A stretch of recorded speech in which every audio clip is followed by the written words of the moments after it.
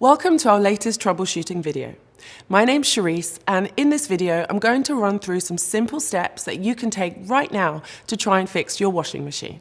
If your washing machine won't spin and there's no visible sign of water in the drum, watch this video. I'll run through two different scenarios that we find are most commonly to blame for this issue. Firstly, did your machine suffer a loss of power midway through a cycle? If you think it did, try selecting a rinse and spin program. This should result in the machine becoming usable again. If loss of power wasn't the issue, open the door and feel the washing load. Is it wet? If so, it's possible that the spin cycle may have suffered what we call an out-of-balance fault. This can happen when the washing machine is not fully loaded or is loaded with items of mixed weight. So, for example, some heavy towels and light underwear. An out-of-balance fault happens when the load is uneven. This can cause excessive drum movement.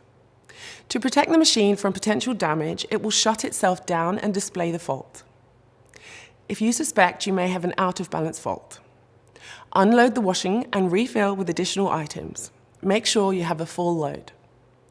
Now test the machine and see if the issue is resolved. If you don't think your issue is related to the out-of-balance fault or a loss of power and you're still having issues, then it's time to check the error code in your user manual.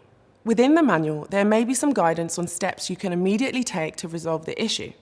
But as always, our dedicated team of engineers are on hand nationally to resolve any issues.